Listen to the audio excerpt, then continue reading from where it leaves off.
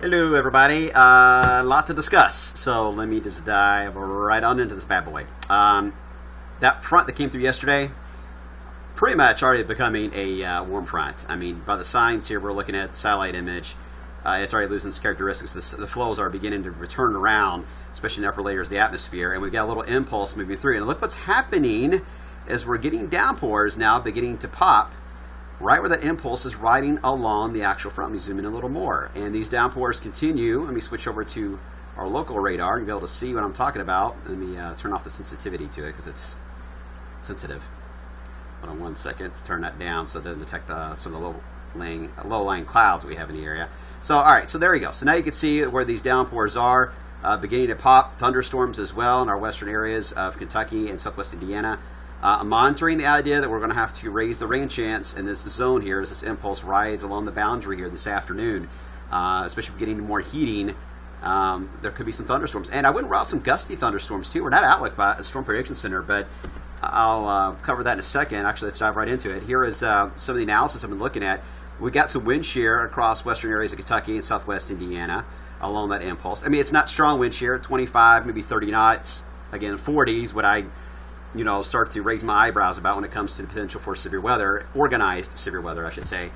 But 20 to 30, got to monitor that still for some gusty thunderstorms. And it depends if we get any sun or not, and it's hard to tell in the satellite image.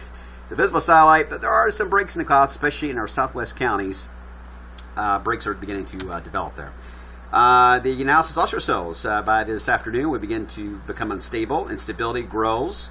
Capes is what this is showing, begins to grow across central west Kentucky, and even the downdraft Cape. 1,000 is usually what I look at for the potential for maybe an isolated severe thunderstorm warning for a brief pulse-up thunderstorm.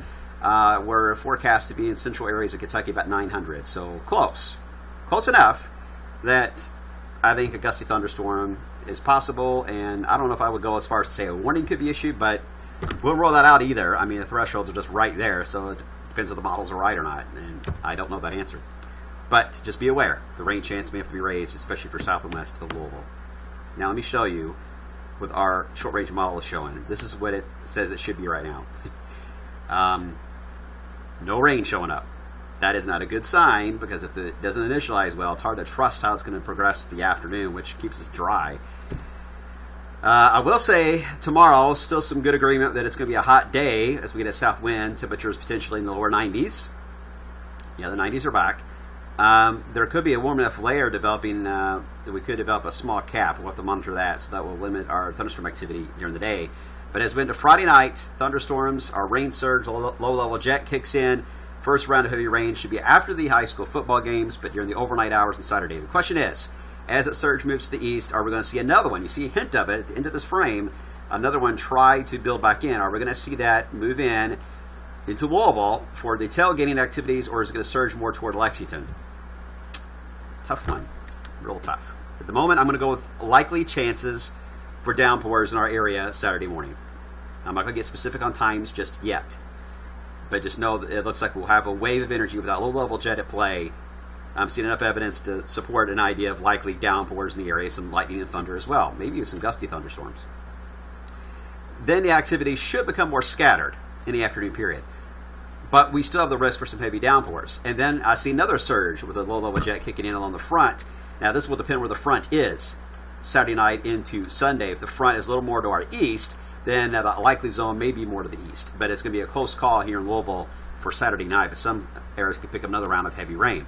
It's not shown here, but I will say there could be some lightning and thunder. Obviously with this, some gusty thunderstorms. We wouldn't rule that out. Rain totals, for those of you wondering, a general 1-inch amount for a good chunk of wave country. It looks probable from this rain event as we approach the weekend. But any thunderstorms at multiple areas could easily see more than 2, maybe even 3 inches of rain. So we have to monitor that as well. Very tropical flow coming in. Okay, so stay tuned for updates on the weekend.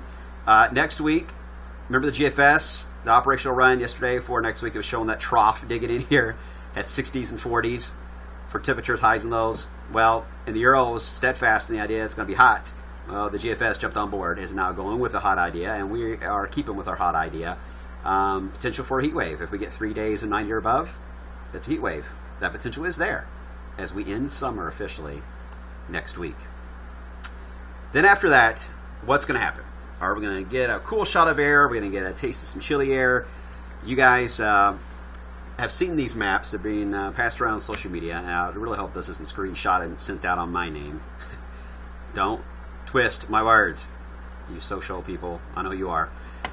The CFS model, which, by the way, is based on GFS ideas. This is from Weatherbell. Great website. Has all this great information if you're able to get onto the site and look at it. It is showing, as we head into the next 45 days, all the way through the end of October, that it shows potential for some snow in the Ohio Valley on at least two of the ensembles. Actually, yeah, two of the ensembles show that, and snow not far away from us, really, on the other two. Snow in the plains. Now, we've had snow, flakes, and measurable snow, October 30th of 93. I remember almost 2.5 inches of snow here in Louisville. It's happened, and in fact, since I've been here at the station, since I've returned to Louisville, we've had some trace amounts of snow around Halloween and about a week before that. It's not unheard of. However, when you look at the details of the CFS model a little more, you see that it's actually the ensemble that gave you that, that was given that snow chance in our area, is saying, look at the dates, it's pinpointing the first week of October. Even for that area, the plains, to get measurable snow in the panhandles of Texas and Oklahoma, I cannot recall that. So now Denver, maybe. High elevations, maybe.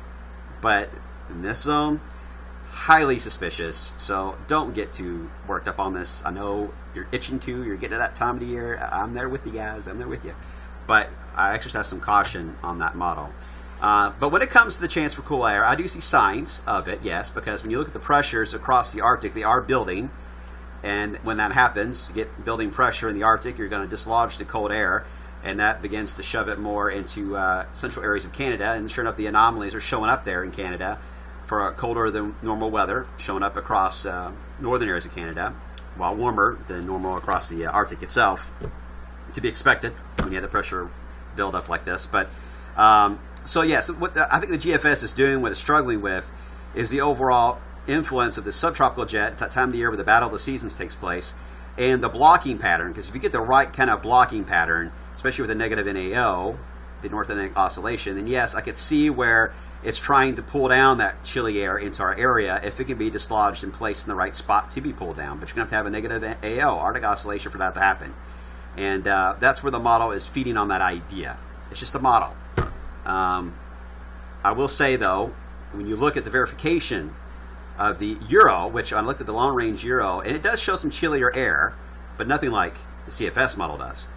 The Euro's score on how accurate it has been over the past week, this is 100% up here. Wish it was there, but no model is, and never will be, more than likely with the chaos theory. But verification of 0.9. Look at that. Great job on the Euro. GFS, here is where the 0.9 is on its chart, and look how it has failed quite often. So at this point, I'm going to lean more toward the idea of the Euro idea, which, yes, some cool shots of air coming our way, perhaps, say, frost or something like that in October, which is seasonal. But I am not, at this point, buying the CFS model. If it were to be right, it would be like scoring a Q on the models, which, that happens, but I just don't believe it. All right, Bots fans, be patient. I'm still working on the outlook for the upcoming winter, which comes out on Halloween night. And there's a lot of interesting data, a lot of it. What you're seeing, these little hints from the GFS and CFS, is just the start of what is going to be a big headache for this winter season. I'll leave it at that for now. Talk to you later.